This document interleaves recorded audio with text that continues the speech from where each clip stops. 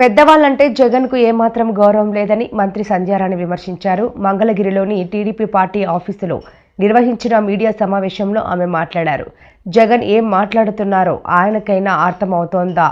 ఆయన మతి భ్రమించినట్లుగా ఉంది అని అన్నారు. ఎవరిని కలవలేదు, 5 సంవత్సరాలు నేను ఎవరి ముఖం చూడలేదు, 5 సంవత్సరాలు కనీసం ప్రజాప్రతినిధులతో మాట్లాడలేదు, 5 సంవత్సరాల కార్యకర్తలను పట్టించుకోలేదు, 5 సంవత్సరాలు కేవలం డబ్బులు దోచుకోవడంలోనే నేను దృష్టి పెట్టి ఉన్నాను. ఇప్పుడు అలా కాదు. ఇప్పుడు జగన్మోహన్ రెడ్డి 2.0 అంటే ఇంకా దోచుకోవడం ఎలాగో నేను మీకు చూపిస్తాను, కాబట్టి ఇప్పుడు అందరినీ కలుస్తాను అని చెప్తున్నాడు ఆయన. అసలు అతనికి నాకు తెలిసి మతి సరిగా పనిచేయదు. ఎందుకనంటే ఆయన ఆత్మలతోని వాళ్ళ నాన్నతోని మాట్లాడుతూ ఉంటాడు. మనకెప్పుడు తెలిసిన విషయమే, ఎందుకంటే గత చాలా సంవత్సరాలుగా మనం వింటున్నాం, చూస్తున్నాం.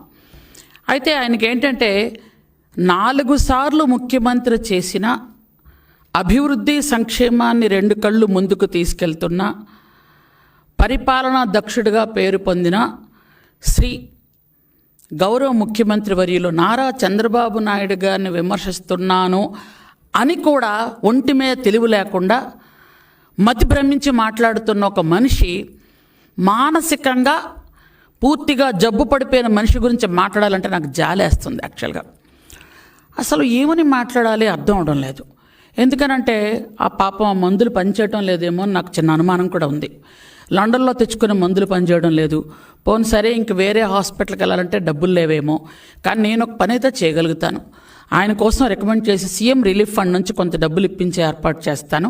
కొంచెం మంచి డాక్టర్ దగ్గర చూపించుకుంటే బాగుంటుందని నేను అనుకుంటున్నాను. ఎందుకంటే పాపం వయసు కూడా చిన్నది అంటున్నాడు కదా. ఈ వయసులో పాపం పూర్తిగా మైండ్ పోయింది. మైండ్ పోవడం వల్ల ఆయన చేసిన అప్పులు మనం చేసినట్టుగా చూపిస్తూ ఆయన ఎవరితో మాట్లాడుతున్నాడో మనకు తెలియదు.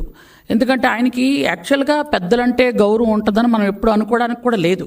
కారణం ఏంటంటే ఒక తండ్రి దాదాపు వయసు అంటే రాజశేఖర రెడ్డి గారి వయసు, చంద్రబాబు నాయుడు గారి వయసు ఇంచుమించు ఒక వయసు ఉన్న తండ్రి లాంటి ఒక మనిషి మీద తండ్రి లాంటి అన్నా కూడా తప్పేనండో. ఎందుకంటే తండ్రి చనిపోతే అక్కడ ఆ శవాన్ని పెట్టుకొని దాని మీద పేలాలు ఏరుకొని అక్కడ రాజకీయం చేయాలనుకున్న మనిషి కాబట్టి పెద్దవాళ్ళంటే గౌరవం ఉంటుందని నేను అనుకోను. అలాగే చిన్నాన్న, ఇంకా చిన్నాన్ని సొంత చిన్నాన్న అంటే తండ్రి తర్వాత తండ్రి, అలాంటి తండ్రిని చంపడంలో మహానుభావుడు పాత్ర ఎంత ఉందో అనేది వాళ్ళ చెల్లె సొంతంగా చెప్పింది. కాబట్టి ఆయనకి పెద్దలంటే భయం భక్తి ఉంటుందని కానీ మనం ఎప్పుడైతే అనుకోవడానికి లేదు. కాబట్టి ఎందుకంటే ఇవన్నీ చూస్తూ ఉంటే మనిషికి మతి పనిచేయట్లేదని క్లియర్గా అర్థమవుతుంది మనకి.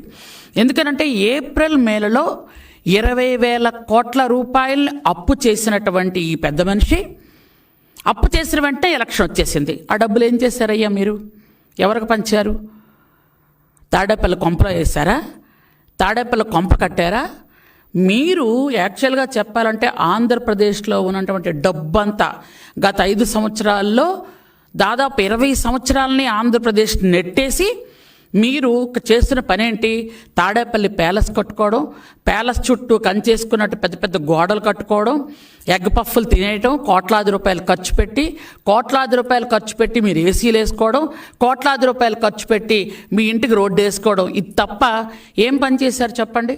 పోలవరం నిధులు మింగేశారు, అమరావతి నిధులు మింగేశారు, అలాగే డోక్రా మహిళ నిధులు మింగేశారు.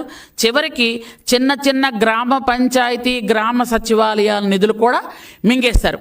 సర్పంచుల అకౌంట్లో పడాల్సిన డబ్బులు కూడా మీ అకౌంట్లో వేసుకొని మింగేసినటువంటి పెద్ద తిమింగలాలు మీరేమో మంచి గురించి, అభివృద్ధి గురించి, మా చంద్రబాబు నాయుడు గురించి మాట్లాడే అర్హత ఏమీ మీకు లేదనడానికి నేను కాదు, రాష్ట్రంలో ఏ చిన్న అబ్బాయినైనా అడిగినా చెప్తారు. ఎందుకంటే ఈయనకు మతి పోయింది అని. నిన్న మాట్లాడతాడు ఆయన. ఒక విలేకరు ఎవరో పాపం అడిగారు, సార్ మీరు మళ్ళీ అసెంబ్లీకి వెళ్తారా అని. నేను అసెంబ్లీకి రావాలా వద్దో మీరు వెళ్ళి స్పీకర్ గారిని అడగండి. ఆ 2 మాటలకు ఏమైనా సంబంధం ఉందా అండి? నిజం చెప్పండి. ఇప్పుడు మీకు అర్థం అవట్లే ఆయన పిచ్చోడని. పాప విలేకరు ఏదో అడిగారు, మీరు అసెంబ్లీకి వెళ్తారా లేదా? వెళ్తాను అంటే ఎస్, వెళ్ళంటే నో అని చెప్పాలి. వెళ్ళి స్పీకర్ గారిని అడగంటే అర్థం ఏంటి? స్పీకర్ గారిని ఎందుకు అడగాలి? అంటే పాపం ఎంత మతిపోయిందో చూడండి. అంటే 6 నెలలు అధికారంలో లేకపోతే సైకో జగన్మోహన్ రెడ్డి చిప్పు మొత్తం పోయింది. అంటే ఎంత పాపం ఒంట్లో బాగోలేని మనిషిని మనం ఏదైనా అనాలంటే నాకు పాపం అనిపిస్తుంది. కాబట్టి ఎందుకంటే ఇంకా అసెంబ్లీకి ఇంకా వాళ్ళ మనుషులు ఉన్నారు కదా, వాళ్ళేమో అసెంబ్లీకి వస్తాడు బల్లలు గుద్దేస్తారంటారు. వాళ్ళు అసెంబ్లీకి రమ్మనే కదా అందరూ చెప్తున్నారు. అసలు నేను గెలిపించింది దేనికి?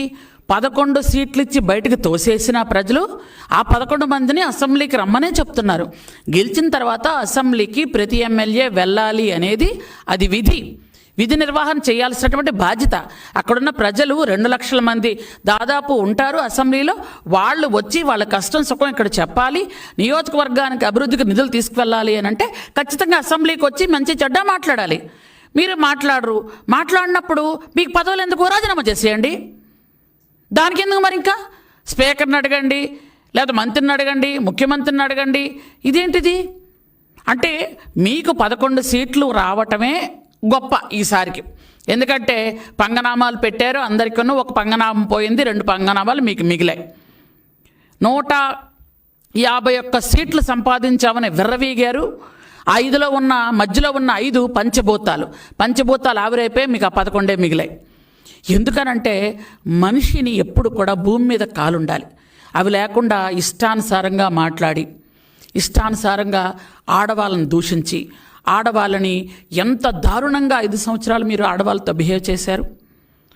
ఆడవాళ్ళని ఎంత దారుణంగా హత్యలు, నేరాలు, ఘోరాలు, రేప్లు, చిన్న పసిపిల్లల మీద కూడా అంత అగాత్యాలు చేసినా ఎక్కడంత దారుణంగా కనీసం మీరు ఎవరి మీద ఒక్క క్రమశిక్షణా చర్య తీసుకున్నది కూడా లేదు.